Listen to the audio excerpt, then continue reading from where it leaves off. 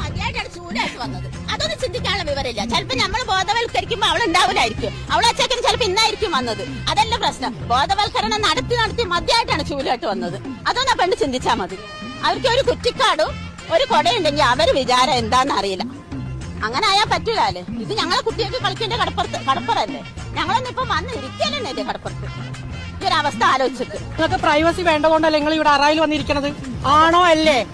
ഈ നട്ടപ്പൊരി വെയിലത്ത് അല്ലേ? പ്രൈവസി വേണ്ടതുകൊണ്ടല്ലേ? വെയിൽ കായാൽ നമ്മൾ സായിപ്പുമാരൊന്നും അല്ലല്ലോ.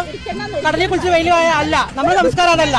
ഇപ്പൊ നമുക്ക് സ്കൂളില്ലാത്തപ്പോ ഞങ്ങൾ ഈ കുട്ടികൾക്ക് ഈ പ്രായമുള്ള കുട്ടികൾ വരുമ്പോ കാണുന്നത് പച്ചക്ക് ഞാൻ പറയണം.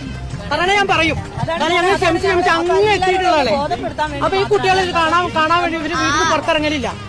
യുവതി യുവാക്കൾ ബീച്ചിലേക്ക് എത്തി സദാചാര വിരുദ്ധ പ്രവർത്തനങ്ങൾ കുടക്കീഴിലും ഒപ്പം കുറ്റിക്കാട്ടിലും മറ്റുമായി നടത്തുന്നതുകൊണ്ട് ബീച്ചിലേക്ക് തങ്ങൾക്ക് എത്താൻ കഴിയാത്ത രീതിയിലാണ്. തങ്ങളുടെ കുട്ടികൾക്ക് ബീച്ചിലേക്ക് കളിക്കുന്നതിന് പോലും എത്താൻ കഴിയാത്തൊരവസ്ഥയാണ് നിലനിൽക്കുന്നതെന്നാണ് BJP പ്രവർത്തകരുടെ പരാതി. അവർ ഇത് പലവട്ടം ഉന്നയിച്ചെങ്കിലും പരിഹാരമുണ്ടാവാത്ത സാഹചര്യത്തിലാണ് ചൂലുമായി ബീച്ചിലേക്ക് എത്തിയതെന്ന് പറയുന്നു.